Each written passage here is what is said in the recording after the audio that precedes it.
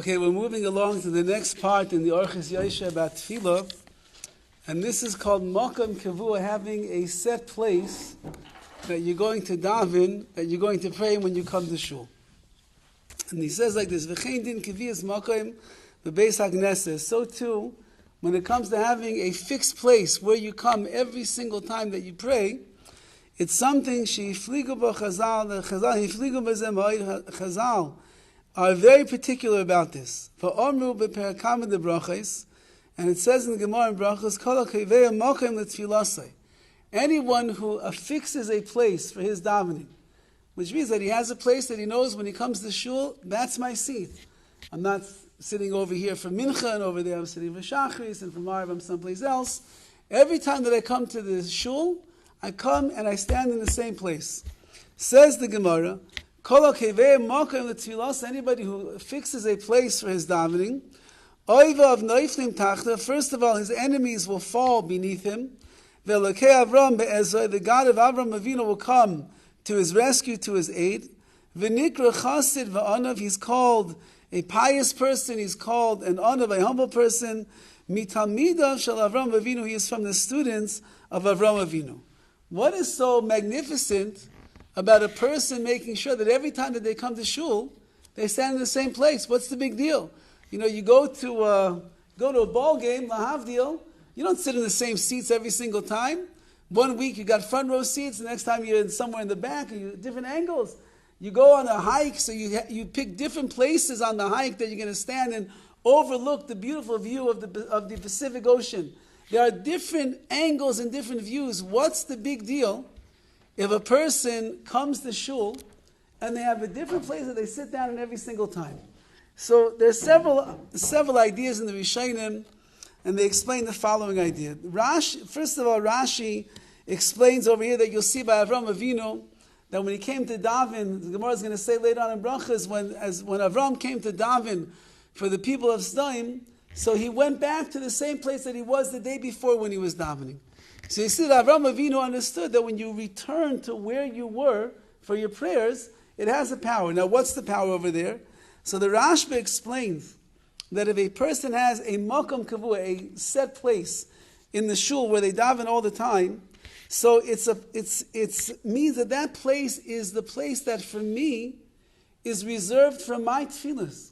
And that means that the awe and the reverence and the kavanas and the connection to HaKadosh Baruch Hu that I have in my prayer, that is my makom, that is my place. The more that a person is mispaled, they're davening in one place, the more that they're connecting to HaKadosh Baruch Hu in that place, so the more of the Hashras HaShechina, the more the Shechina is going to be in that particular place for that particular person.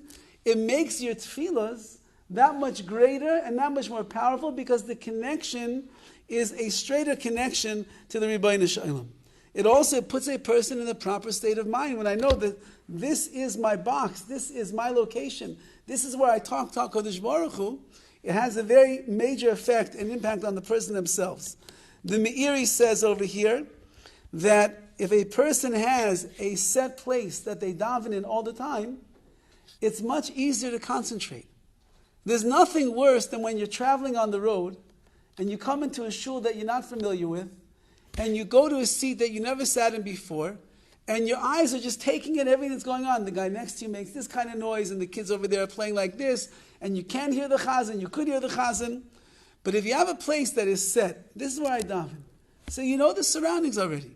You know who's next to you on this side, you know who's next to you on that side, you know your distance to the Shliach Tzibor, you know the ruach in the place. So therefore it makes it that much easier for a person to have the proper kavanas, the proper intention and focus when they're davening. The Meiri's, that's the Meiri. And the Rif writes a very beautiful idea. He says that a person who comes into shul and he just sits down wherever he wants to sit down every single day, it's a new place. He's showing that the tefillah, the prayer that he came in for, is somewhat of a burden that he just wants to release himself from and get rid of it. Pops in, sits here, next day he's popping in over here, the next day over there. But when a person has a makom kavu, he has a set place that he comes to every single time, he's not in a rush. He's not rushing out. He's coming in, he goes to his place like a soldier takes his post, getting ready to serve his master, the creator of the universe, and he comes in and he takes the davening very seriously, and it will put him in that mind frame and the place where he's supposed to be in order to daven in the right way. And that's Avraham Avinu. Avraham Avinu understood the koyach, the power of being serious when it came to prayer. He understood that coming to a set place and going back to that place again and again and again makes it something that elevates and impacts the nature of your tefillah. And therefore, anybody who is someone that has a makom kavu, has a set place for tefillah, so it's only going to enhance and make your davening that much better. V'kasva paiskim, and the halachic authorities write, that tzarich shelo beveis hakneses makom kavu tamid. You always have to have a set place in the beis hakneses, in the shul that you're davening at. Shelo yachlifenu b'shum panim. You should never exchange that place. When you walk in and you pick your place, and you decide, this is where I'm going to sit, this is where I'm going to stand every time that I come to the shul, don't exchange, don't move someplace else. Rak machmas eines, unless it is really some pressing matter of why it is that you had to go and sit someplace else. Meaning, you don't have to walk in the shul and you see that somebody took your place and get in a fight with that person and throw them out in a rude way, because you learn that having your own makom kavua, your set place, is the best way for your tefillahs to be accepted. I guarantee that if you scream and yell at somebody and you embarrass them in front of the shul because they're sitting in your place, Hashem's not so interested in hearing the great tefillahs that you want to have after that one. But in a pressing circumstance, he writes, that's when a person could move his seat if it would need to be. But in general, you have to make sure you're in the right place, because v'az tefillasa mikubeles, then your tefillah is going to be accepted. V'chalila, God forbid, lizalzel b'davar shenifsach b'shulchan aruch. God forbid that a person should be mizalzel, that they should belittle anything that is paskin, anything that is decided in the Shulchan Aruch. Shuchiyuv, it's an obligation. V'asur l'shanoisai, and we're not allowed to change the words of the Shulchan Aruch. So if the Shulchan Aruch goes out of its way to write that a person should have a makom kavua, a set place to their tefillahs, then you understand that it's something that is very important. Again, imloi litzarach miyuchad, unless of course it's extenuating circumstances, then and only then can you change the place. Otherwise, you should be in the same place all the time.